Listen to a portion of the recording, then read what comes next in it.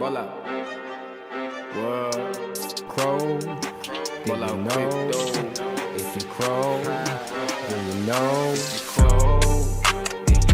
Do you know? If you Cro. So look, Web 3, right? So you think of Web 3 as AOL is Web 1, dial up.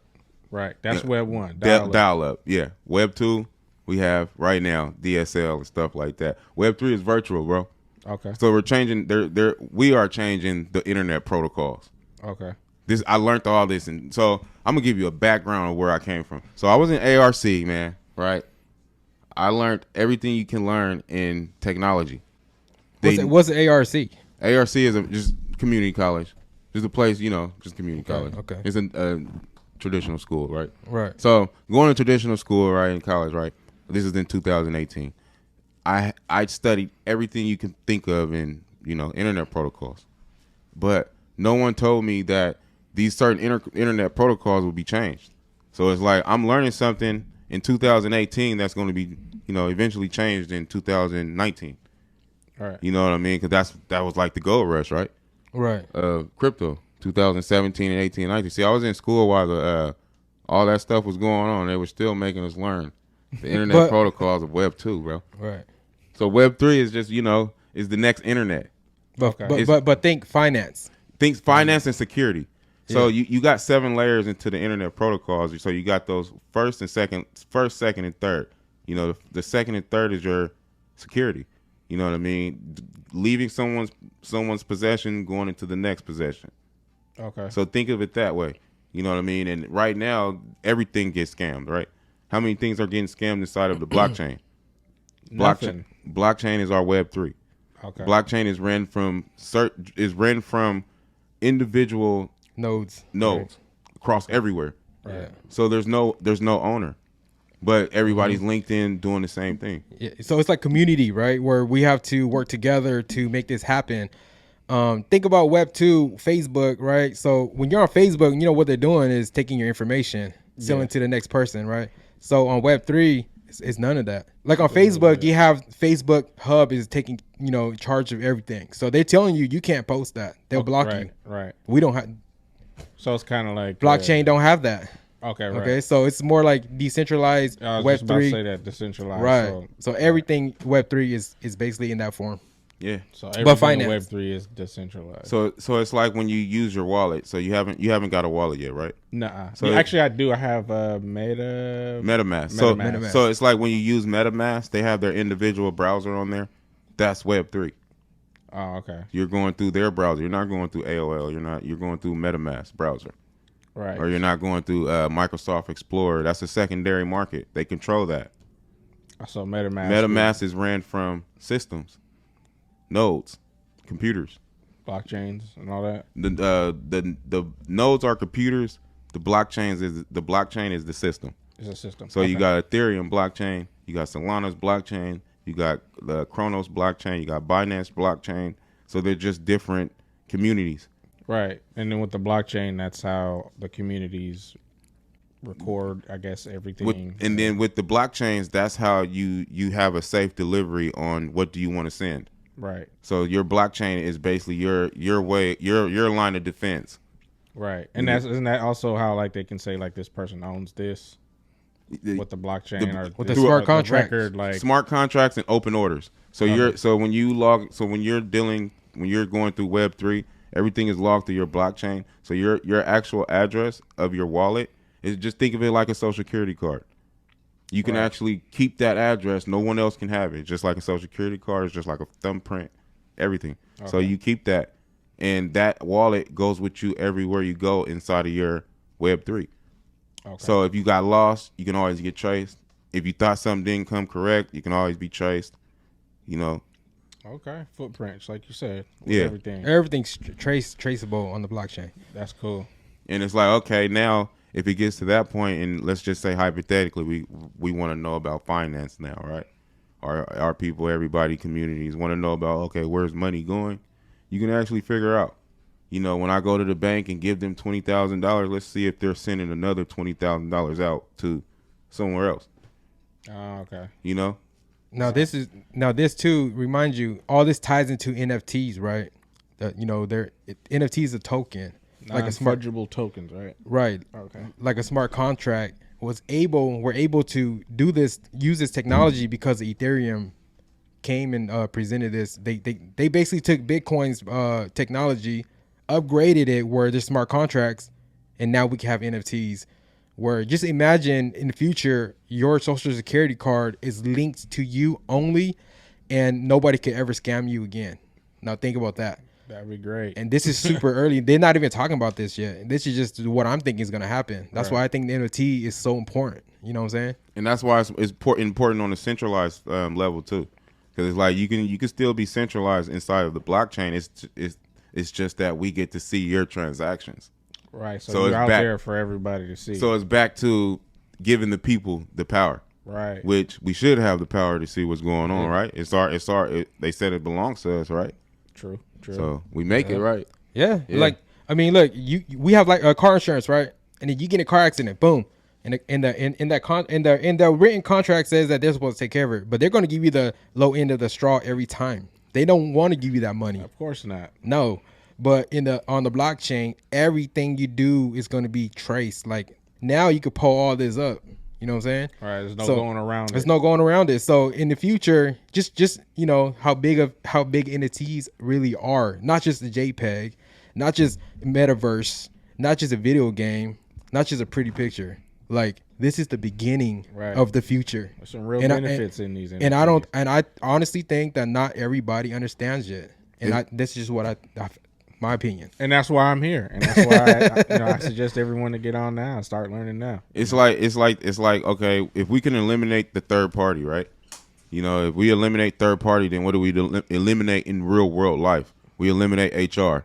You know what I mean? Like your check doesn't have to go through this person to get to this person and then get back to you. Right. And then if they make a mistake, you gotta wait. Then you can't even talk to your supervisor. You got to talk to someone who doesn't even work with you. Right. Who couldn't even understand. Give me my money. Who couldn't understand your position. Right. You could be late for your rent, late for work, or you just ain't got no gas and you're trying to figure out things, but you got to talk to someone who's not even in your company. Right. You know what I mean? So it's just kind of like eliminate third party. And that's awesome. Great. That will be amazing. It's awesome, man, because not only is Web3 like taking up security, it's just making everything faster. Right. And as us, we prefer everything faster. I like everything faster. Hell yeah. I want everything faster. Right. I can imagine people going to work doing their 9 to 5s and they get paid every hour or every second that they work from when they clock in to clock out. Yeah, because it's the like money's right there, rather than waiting for a check or waiting for a direct deposit. It would be in there as you're working. Yeah, it's like the third world countries, right?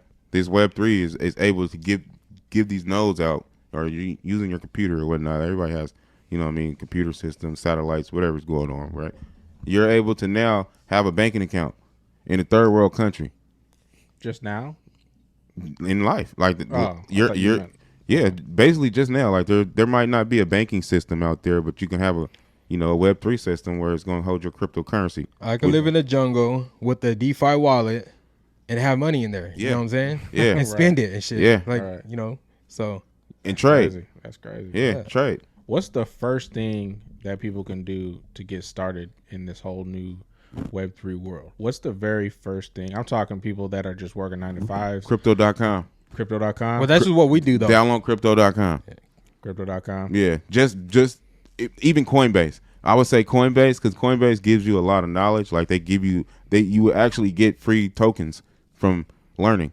You learn to earn. That's what they call it. Learn to earn. Learn to earn. And I think I did a few of those myself. And it literally takes, they even has a timer on there how much it'll take you for like 2 to 3 minutes for each thing that you learn. And then when you do it, they give you, $5, $10, right, into any of the stocks or crypto. Then it goes back to just you really gotta want to do it. Right. You know what I mean? Like it's easy.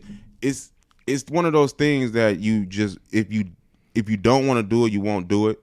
But if you're very interested in it, then you're gonna do it and you're gonna achieve. Gotcha. You know what I mean? It's just like once you just do it, then you're like, okay, I really see that. There's something here. I really see that it's something here. I see why they don't want us to do this. You know what I mean? So at that point, it's like I really see why it is an issue. If we teach you this, Right. You know what I mean? Like us teaching you is a liability to the whole system of the currency of the United States. Or currency everywhere. It's like once these onboards come in, and like people like you just I'm normal. Right. You know, I took my route last year. I took my first last year May. That was my first real dive into cryptocurrency. I think I was shortly after you as well. Yeah, but that's what I mean. Once I dove into it and I seen that, okay, this is something that can be traded. Right. You know, this isn't currency. You know, it's actually something that can just be traded. You know what I mean? That's working its way to be a company because it's a software. Right. It has nothing to do with money. You know what I mean? It's actually a software. You know what I'm saying? So it's like, oh damn, I bought SHIB. Then I was like, oh wow, I can stake it. Oh wow, they're giving me free SHIB. Right. You know what I mean? And it just changed my mind because I'm a big math person. And on top of that, I love software. Like you said, we've been playing video games since we was kids. I always wanted to learn the back end of software. So once I started learning the back end of software and I seen that software is the root to technology, and then I watch commercials every day and they just tell me every day, technology is the future. Technology is the future. So then now I gained it. Right. Now I can see that, okay, with the knowledge that I'm learning every day, I'm actually getting paid for my knowledge. You know what I mean? Like instead of going to go sit in school, I actually sit at the computer and learn something. The next thing you know, I'm getting free rewards. Right. Just from finding out what do I do with money? You know what I mean? Like we all at that point of, okay, what is money? You know what I mean? No one even has a point of where you want to be rich. Right. You know what I mean? It's just how do you feel rich? Right. And that's what it's all about. And thank you. And this is how you can feel rich. Like I'm not rich, but I feel like it because I can make $40 into 100.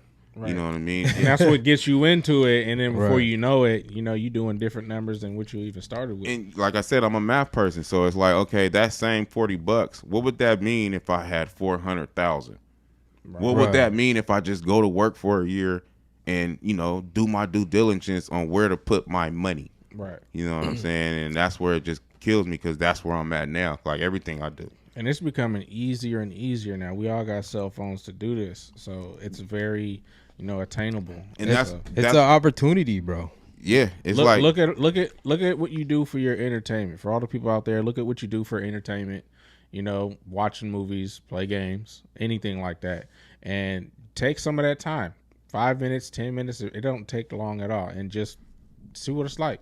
It ain't gonna hurt. I tell people right now, like, bro. So you're a gamer, right, Marky? Oh yeah, I'm a gamer for sure. What's your most common system, man? Common system, PlayStation. PlayStation, we love it. Yeah, PlayStation. You know, shout out Call of Duty Warzone. That's me. You know what I'm saying? I do that. I retired, bro. You retired? I started realizing that I wasn't getting nothing from it, so I retired. I mean, with these games now that you can, it's different. Get passive income to play. I still games. play it, bro. And it eats me up every time I play it, but I love it.